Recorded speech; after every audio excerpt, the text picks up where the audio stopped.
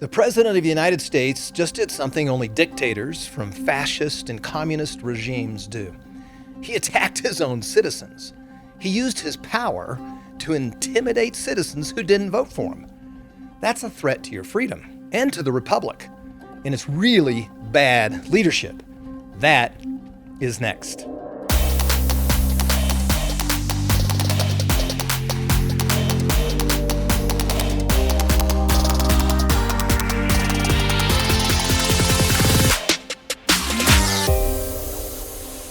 Welcome back to the Barry Fresh Show. I hope you're doing great. In case you missed it, President Biden gave a speech on national TV in primetime last week. He violated all 7 of the principles of excellent leadership that we discussed in the previous episode. His tone and his goals remind me of 3 historical tyrannical figures while they were on their quest for unbridled power: Lenin, Hitler, and Mao. Biden was flanked by Marines to make the event seem like a sanctioned presidential speech against some foe, and to impose this unmistakable notion that he is, in fact, the commander of the military. The background was surreal. It was choreographed to look like China or the old Soviet Union set it up. I mean, it had that same red horror movie production element to it. Now, you know that setting up a stage takes effort and thought. And if you're a student of 20th century dictators, the stage alone was spooky. But the speech was disgraceful, full of intimidation, anger, and false accusations, all leveled against citizens. I mean, this is the stuff of tyrants. Biden's words were truly disgraceful. He condemned the citizens who disagree with him. He used the power of his office to intimidate those citizens. He slandered and defamed those citizens. So I'm going to work with 10 quotes from Biden's speech. And in this episode, I'm going to compare those to Lenin, Hitler, and Mao. So let's start with Lenin. The 2 quotes from Biden's speech that we're going to relate to Lenin are, number 1, Republicans represent extremism that threatens the foundations of our republic. Number 2, MAGA Republicans do not recognize the will of the people. I mean, you got to be kidding. So Lenin was radicalized at age 17 when his older brother was executed for trying to assassinate the Tsar back in 1887. Lenin then became a devout student of Karl Marx. In World War I, Russia was totally devastated. They suffered more casualties than really any other nation. Russia had food shortages, fuel shortages, material shortages, service shortages, and it was so bad that the Tsar himself ran away from his job. He abdicated, he resigned. So, with imperial rule out of the way, Lenin plotted a way to have an overthrow of the provisional government. And though he advocated for a dictatorship run by workers and peasants, what he really meant was a dictatorship run by him. So after he took over, he called his new party the Bolsheviks. This came to mean revolutionary, rigid, centralized, disciplined, and a socialistic style of Soviet, Marxist, Leninist, communist political thought. Lenin's primary tactic was to consolidate power through fear. So he demonized the capitalists, and he lied about the people who wanted some form of democracy. He decreed that the enemies of the proletariat be isolated and they should be put in concentration camps. And if you aided the White Army, the one that was against him, or any of the rebellions that fought against him, you just needed to be shot. And Lenin was proud of this plan. He even published the names of those he executed. Lenin's secret police were lethal too. They were called the Cheka. They silenced opposition. They came in and had illegal searches and brutal violence. In 1 month, the Cheka killed 100,000 political enemies. Lenin banned the free exercise of religion. He killed poets, philosophers, and others with different ideas. He sent intellectuals, engineers, archaeologists, publishers, physicians, and writers to Siberian slave labor prisons. Lenin confiscated private property. He called it plunder the loot. Now, Lenin was influenced by Machiavelli, and Machiavelli's the guy who gave an academic case for state force. States can now ensure compliance and control, and here's the academic reasons for it. So Lenin took this whole concept of state force to a whole new level. He instituted terror and violence everywhere. The old order had to be overthrown, and he thought it was revolutionary justice that Cheka would go on to kill tens of thousands and send the others to miserable labor camps. These people had a wide range of political beliefs. They had no say. They were perceived to be enemies of the state. And as early as 1901, Lenin knew that control of the media was essential. He said, and I quote, "A newspaper is not only a collective propagandist and a collective agitator, it's also a collective organizer." How about them apples? By 1908, Lenin was convinced that there was no middle ground. He said, "After today, only real Marxists will remain." And that's because he believed Marxism was all there is. There's really just no need for debate, no use for another party. In 1913, Lenin said, "The Marxist doctrine is omnipotent." Wow. For him, communism was good and everything else was bad, and he believed you needed to keep the pressure on your enemies until all the political opponents and everybody that thought like them were ousted or at least subjugated. There's just no middle ground. You can't just try to get elected and take a shot at running things yourself. You must destroy the whole system and start over. Lenin pulled this off with a small minority of radicals. This all really sounds kind of violent.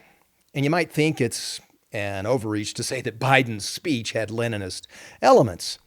But if you study it, and not that hard, pretty easily available on Lenin quotes on the internet, Biden followed some of what Lenin said.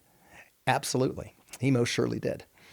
Biden's first quote is, "Republicans represent extremism that threatens the foundations of our republic." Now, those are Biden's words. Think about that. Yet they are nearly identical conceptually to Lenin's words when he said capitalists and the established class threaten the rise of Russian potential. Another Biden quote was, "MAGA Republicans do not recognize the will of the people." Seriously. Lenin also claimed that his political opponents did not recognize the will of the people. Only Lenin knew what the workers and the peasants wanted. So we have two quotes from Biden that match pretty much what Lenin said while he was building his case for Russia to become a one-party, tyrannical rule communist country. Now, we could go on with Lenin and actually establish all the other quotes too, but let's shift to Hitler. Give all three of these guys some credit. Then we'll look at three more of Biden's quotes here, and then we'll relate them to Hitler quotes. Biden said, "MAGA Republicans do not respect the Constitution." Biden said, "The Republican Party today is dominated and intimidated by the MAGA Republicans, and that's a threat to this country." Biden said, "MAGA Republicans don't believe in the rule of law." And Biden's gaslighting here. I mean, it's the leftist Democrats who want to change the Constitution. They're the ones who intimidate their centrists, even their centrist Democrats, and they're the ones who ignore the rule of law. Anyway, let's talk about Hitler. Hitler gained power over his party by being one of the best spokespersons for the German Workers' Party. Biden certainly doesn't share that strength. Hitler renamed the party the National Socialist German Workers' Party to win over German workers.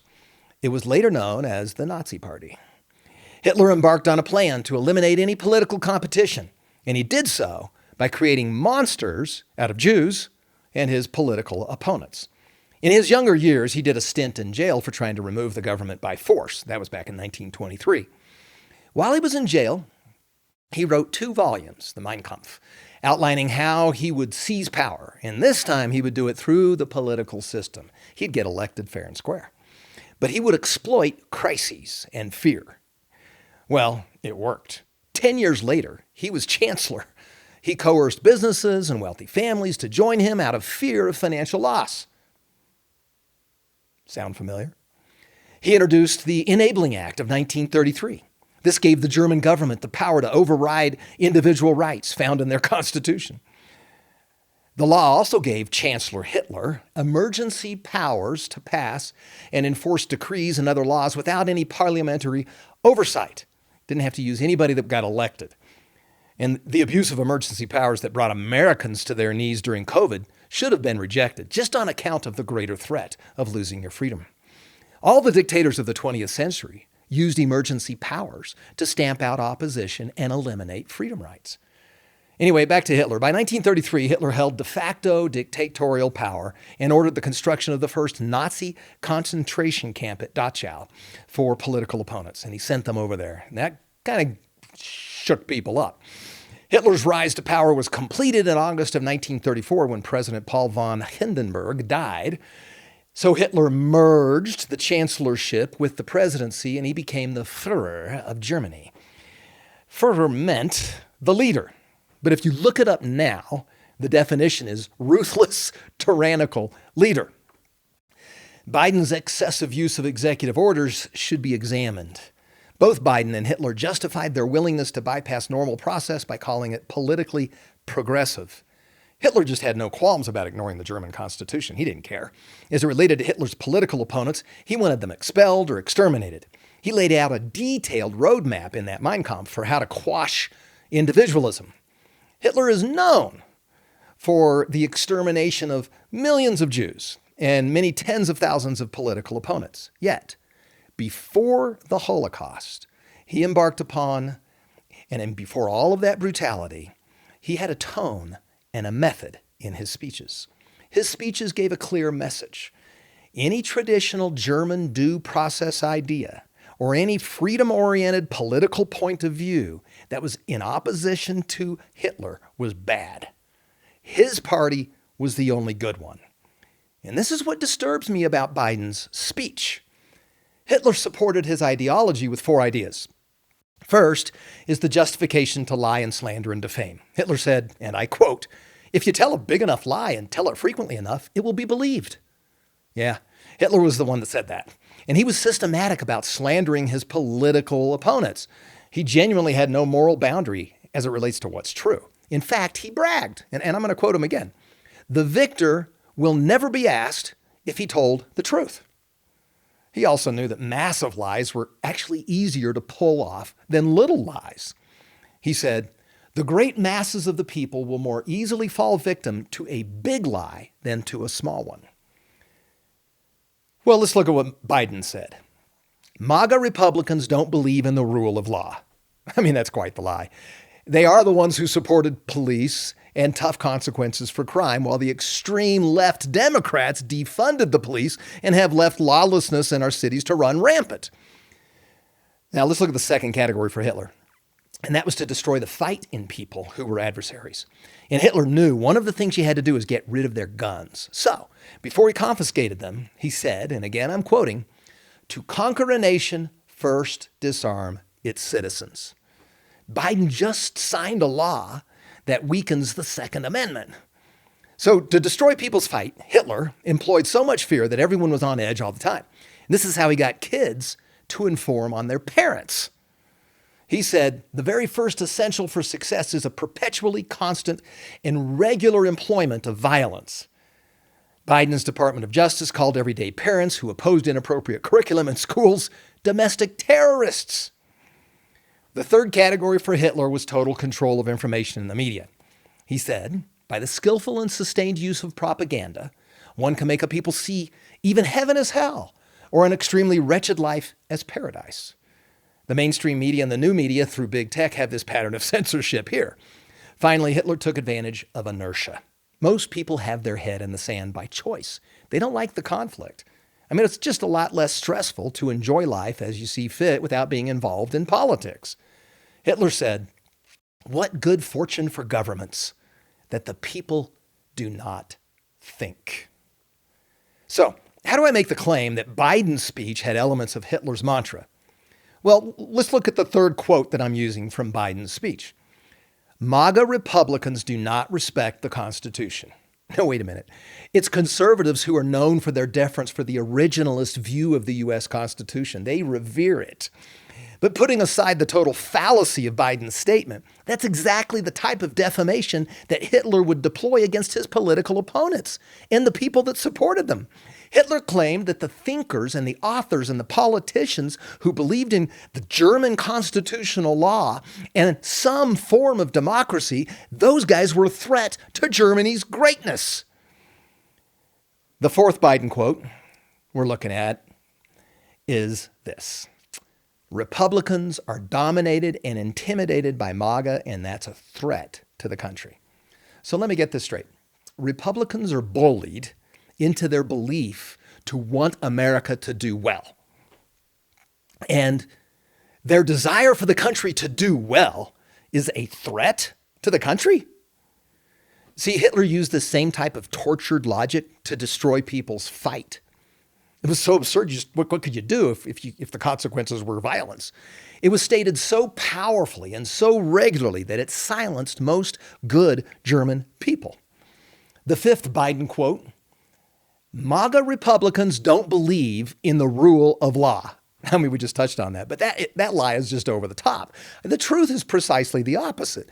Blue cities have prosecutors who today release hardened criminals in the very same way that Hitler ignored German law and due process. Hitler used the same type of rhetoric that Biden just employed. Hitler castigated his political opponents for not being lawful back in the early 1930s. And this is while he was violating all kinds of German constitutional laws and individual rights. And it took because he controlled the media. Even though the German Constitution guaranteed freedom of speech and freedom of the press, he seized control of newspapers, magazines, books, art, theater, music, movies, and radio.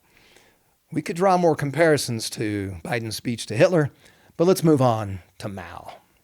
Let's look at 5 more of Biden's quotes. MAGA forces are determined to take this country backwards. That's 6. Number 7. MAGA Republicans have made their choice. They embrace anger, thrive on chaos, live in the shadow of lies. Well, let's go to the next one. MAGA Republicans look at America and see carnage and darkness and despair. MAGA Republicans spread fear and lies. And finally, MAGA Republicans tell their lies for profit and power. Them's his fighting words, man. I mean, that's really not nice to say about 75 million people. Well, the founder of the People's Republic of China, Mao, was ruthless. I mean, he was a ruthless Chinese communist revolutionary. He founded the Chinese Communist Party, and he ruled from 1949 to 1976. He would have ruled longer if he hadn't died. He was probably the 20th century's most inhumane dictator. His ideology mirrored Marxist and Leninist theories, yet his military strategies and political policies are so established, they're called Maoism. He adopted Marxism-Leninism while working at Peking University, no kidding, as a librarian. Yes, a librarian with an autocratic leadership style murdered more people than anyone else. On October 1st, 1949, Mao proclaimed that China would have one political party, the Chinese Communist Party, CCP. We're going to get rid of your political opponents, and if you do that, you too can be guaranteed being reelected until you die. Mao assumed control of people's land, shut down freedom of religion, shut down freedom of the press, persecuted intellectuals, artists, and free thinkers, and more. In the 60s, he launched the mandatory socialist education movement and the Cultural Revolution, 2 really scary programs. The Cultural Revolution program removed ancient Chinese artifacts and wiped out evidence of much of China's amazing and varied history. Mao was a true communist. I mean, he supported the communists in the Korean, Vietnam, and Cambodian wars. Not only did he destroy religious and historical things, he killed about 80 million people through unspeakable cruelty, starvation, persecution, prison labor, and documented mass executions. You can easily find proof of this by searching images for yourself. And I'm not saying Biden has done all that. I am saying that his speech is reminiscent of Mao's approach, especially in the early days. mean, Mao started out as a librarian. Mao has numerous works with volumes of written quotes. He has ideas on how to solve problems, how to manage people, how to win a PR campaign, and how to take control of a massive population. He was very good at defining terms. For example, in 1927, here's a quote. He said, "A revolution is an insurrection, an act of violence by which one class overthrows another." He had no qualms about this. One guy must rule. All others must be subordinate to him. He believed the only way to pull off a true implementation of Marxism and Leninism was through one-party rule. And before it was violent, it was through intimidation.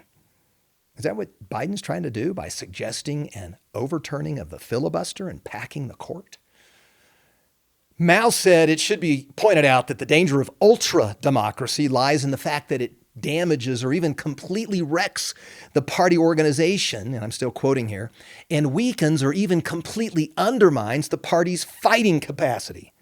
By the way, Mao's use of the term ultra-democracy is kind of funny if it wasn't so serious. His idea here was when two or more parties could be contending for elected office, that would completely wreck the party, according to Mao. It just needs to be one party and one party alone.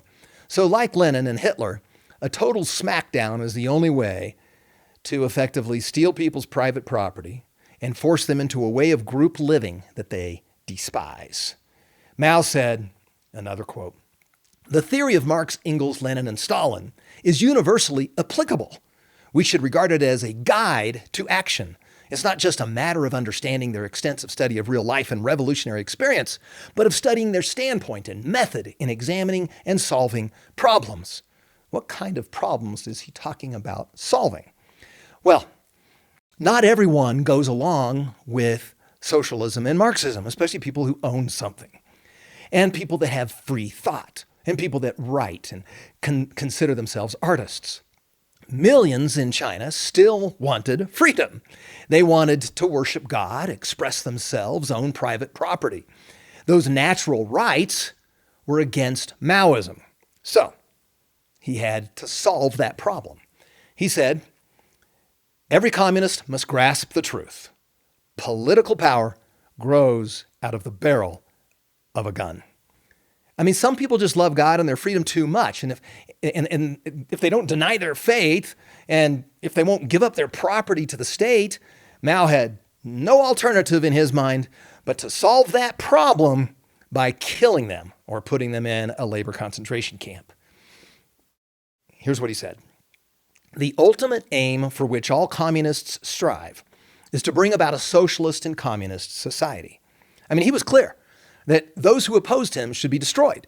There was no room for debate or a competitive party. He was also clear about how to control outcomes, control the media, something consistent with all these guys, have the power to censor. Here's what he said. "We should carry on constant propaganda among the people on the facts of world progress." How about them apples? We're going to make them up if we need to, but we're going to control it. He was keen on the need for a disruptive style of government. He said, without a party built on the Marxist-Leninist revolutionary theory and in the Marxist-Leninist revolutionary style, in other words, always killing people and sending them off to prison, it's impossible to lead the working class. In other words, they're not going to follow you for long in this communist socialist way because it's not beneficial for them, not even the poor. So you're going to have to keep everyone off balance, living in fear, or the people who think they have a right to life, liberty, and the pursuit of happiness will gain steam and they'll become a problem. So you got to keep up the fight against them. Mao claimed that he would take the country forward, that all his political opponents are determined to take the country of China backwards. Now compare that to Biden's sixth quote from his speech. MAGA Republicans are determined to take the USA backwards. Mao was always a step ahead of his opponents. To beat down any would-be political adversary, he initiated a sophisticated scheme. He called them liars. He said they just wanted chaos, and he conveyed that his political opponents were full of promoting disruption. Only he could bring order. Now let's compare that to Biden's seventh quote. MAGA Republicans have made their choice. They embrace anger, thrive on chaos, live in the shadow of lies. Mao's centralized approach leveled famine and devastation and death everywhere. It's horrible. But he always blamed that on the renegade reactionaries. That's what he called them. Those are the guys who wanted freedom and they did not like Maoism. Now compare that to Biden's 8th quote. MAGA Republicans look to America and see carnage and darkness and despair. Now, Mr. Biden, that's really over the top. Every conservative I know is an optimist and he promotes life. Mao sort of invented gaslighting. He would sow confusion and gain control by saying the very thing about his opponent that he was doing. He would use any form of fear and any type of lie. Yet he said that that's what his opponents were doing, is creating fear and lies, and that was their problem. And here's Biden's 9th quote. They spread fear and lies. Well, Mr. Biden, I think it's your FBI that's barging into housewives' homes and handcuffing them for having an opinion about schools. Finally, Mao did everything for power. He'd tell elaborate lies with great sophistication for power. I don't have a specific quote on that, but every historian on Mao said that was his modus operandi. Here's Biden's 10th quote. Republicans tell their lies for profit and power. What is Biden trying to accomplish here? By attacking citizens who agree with his political opposition, the goal can only be to intimidate or subdue them. That's what we learned from the lives of Lenin, Hitler, and Mao. Here's what Lenin, Hitler, and Mao have in common. They were against the rule of law, and they were against human rights, and they stressed that the individual should be subordinated to the state and that the individual should obey the state's leaders. Conservatives and libertarians are opposed to all that. They want freedom as defined by the preamble to the Declaration of Independence. Biden's speech may very well reveal that he is the worst president this country has ever seen. America has had a two-party system since 1790. Open debate is a part of the American system. A president is never supposed to use that power, the power of his office, knowing he commands the military to attack citizens who didn't vote for him. Biden seems willing to use the FBI, the DOJ, and other agencies in the executive branch to harass citizens who do not agree with him or his policies. Biden seems to be willing to violate their constitutional rights and insult them, to attempt to intimidate them out of play. So mercy, if you're actively involved, what can you do when the president makes a speech like that right after a whole number of his political opponents' First and Fourth Amendment rights are violated? I suppose you should get your own body cam and put 24 surveillance in your car and in your home and make sure it links to some kind of cold storage off-site. You might need it. Get a good attorney before you need one. Don't live in fear, but be prepared. Times are changing. There could be a violation of your rights, and you need to be ready for it. Biden's speech was deplorable. It had elements to it that only dictators from fascist and communist regimes used. He attacked his own citizens, threatening his political opponents with the power of the office of the executive. It's autocratic, tyrannical, and un-American. We'll need to be extra vigilant and vote smart to hold on to our freedom rights. To your freedom. God bless you. Hi, I'm David Farah. Thank you for listening to my dad's podcast, The Barry Farah Show, Culture Shift. Click subscribe now to be sure you don't miss an episode. Share this podcast with your friends on social media and give The Barry Farah Show your 5-star rating. See you next time.